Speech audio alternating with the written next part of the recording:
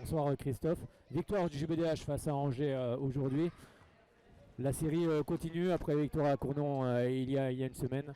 C'était important de s'imposer ce soir ici au Palais. Qu'est-ce que tu retiens justement de cette partie? Ouais, je retiens la victoire avant tout. Aujourd'hui, on est dans un moment du championnat où les points comptent vraiment.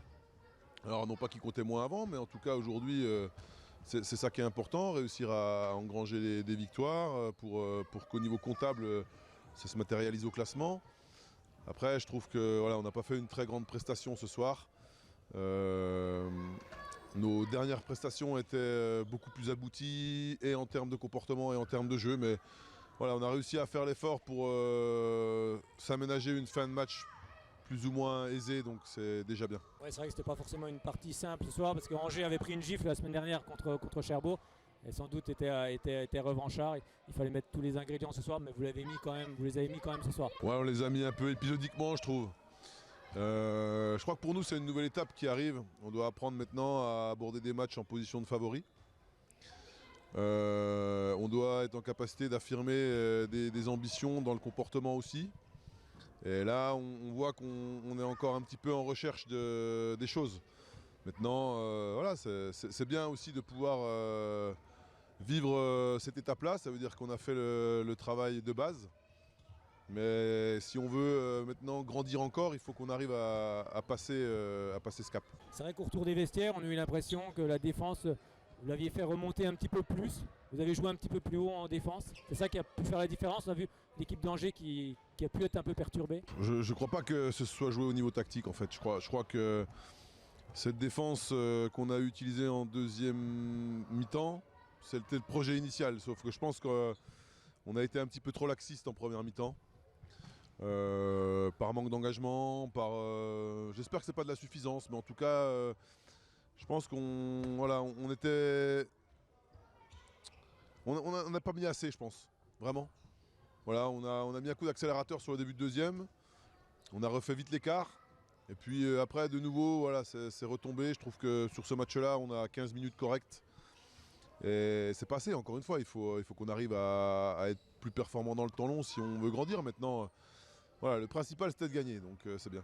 Et comme tu l'as dit, le statut change un petit peu parce que maintenant Besançon va être attendu partout, car vous faites voilà, depuis le 15 décembre, mais vous êtes invaincu ici et vous faites un bon parcours. Ouais, mais voilà, on avait bien commencé le championnat aussi. Je crois que même s'il y a eu des événements qu'on ne maîtrise pas, je trouve qu'on avait un petit peu perdu le fil. Voilà, là, il ne faudrait pas qu'on le perde. Je crois qu'il faut qu'on ait appris de cette première partie de saison pour réellement, cette fois-ci, continuer à batailler voilà, dans cette zone où on est là. On est maintenant dans la bagarre pour la première partie de classement. Et je crois que ça correspond au potentiel de l'équipe. Donc il faut qu'on soit en capacité de faire ce qu'il faut au quotidien pour cultiver ça. Oui, l'important, c'est, comme tu le dis souvent, trouver de la régularité dans les résultats. C'est important. Ouais, mais la régularité dans les résultats, elle passe par la régularité dans les comportements et dans les performances. Donc voilà, ça c'est la prochaine étape. Je crois que c'est jouer pour sa survie. Ça laisse le droit de peut-être des fois choisir des matchs. Jouer dans le haut de classement avec des ambitions fait qu'on ne peut pas choisir. Donc il faut être en permanence au quotidien, un petit peu sous une forme de pression, mais qui n'est pas forcément une pression négative qui vient de l'extérieur. C'est une exigence qu'on s'impose soi-même. Et ça vient pas comme ça, donc on est dans cet apprentissage-là maintenant. Alors maintenant, il va y avoir une petite trêve avant de se déplacer du côté de Caen. Quel va être le programme? On va s'entraîner lundi, mardi, et puis on va récupérer un petit peu sur la fin de semaine. On reprendra l'entraînement dimanche prochain, puisqu'on va jouer, on partira mercredi pour jouer jeudi à Caen. Voilà, ça sera un bon test, Caen qui joue sa survie. Ça peut nous permettre aussi, nous, voilà, de continuer la série, mais c'est un adversaire qui aujourd'hui est en regain de forme. Qui lui est vraiment sous pression, donc on va voir comment on peut encore une fois faire face à ça et être en capacité de continuer notre chemin de manière positive. Alors c'est vrai que vous n'avez pas perdu ici depuis le 15 décembre.